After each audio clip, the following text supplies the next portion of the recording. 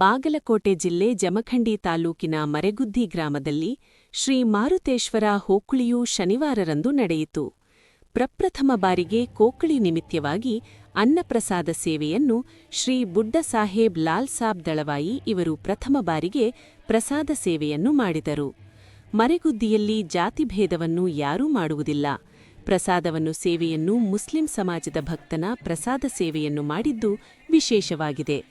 ಅವರಿಗೆ ಊರಿನ ಪ್ರಮುಖರಿಂದ ಕೂಡಿಕೊಂಡು ಸನ್ಮಾನವನ್ನು ಮಾಡಿದರು. ಊರಿನ ಹಿರಿಯರಾದ ಹನುಮಂತ ಗುಡಿ, ರಾಜಪ್ಪ ಹುನ್ನೂರ, ಶಿವು ಪಾಟೀಲ್, ರಂಗಪ್ಪ ಕನಕಾಣಿ, ಹನುಮಂತ್ ಕನಕನವರ, ಸಾತ್ವೀರ ವಾರದ, ಗುರುಪಾದಯ್ಯ ಮಡಪತಿ, ಮುತ್ತಯ್ಯ ಗಣಾಚಾರಿ, ಆಡ್ಯೊಪ್ಪ ಗಸ್ತಿ, ಬಸು ನಾವಿ, ಹನುಮಾನ್ ದೇವಸ್ಥಾನದ ಪೂಜೆಯಾದ ಮಹದೇವ ಗೋರವ, ಮರಿಯಗುದ್ದಿಯ ಹಿರಿಯರು ಹಾಗೂ ಸದ್ಭಕ್ತರು ಹನುಮಾನ್ ಓಕಳಿಯಲ್ಲಿ ಪಾಲ್ಗೊಂಡಿದ್ದರು. ಓಕಳಿಯನ್ನು ಯಶಸ್ವಿಗೊಳಿಸಿದರು.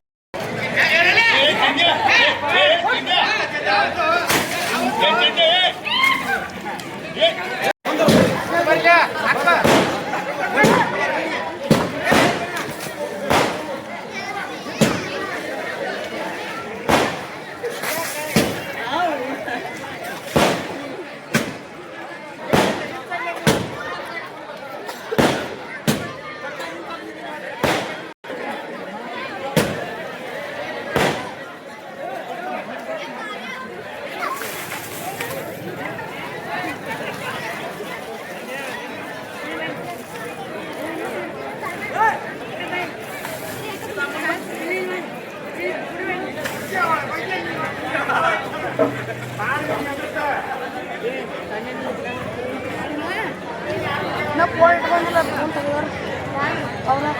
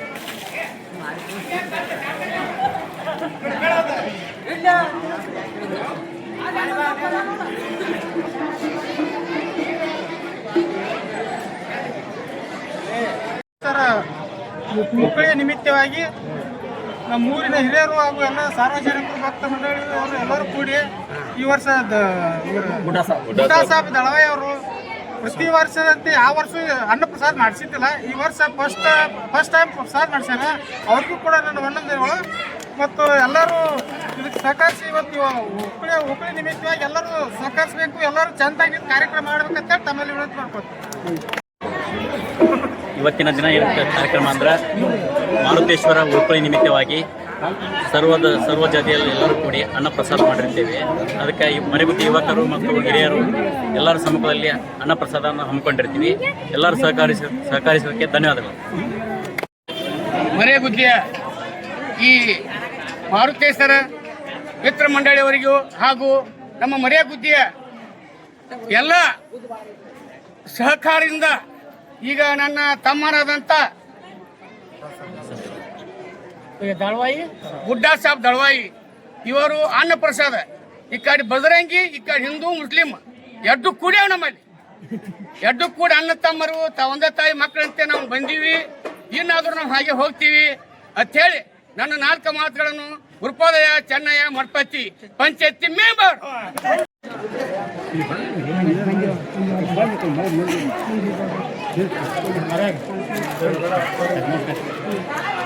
ಕೊಡಿ ಇದು ಮಾಡ ಹತ್ತುಗಾರ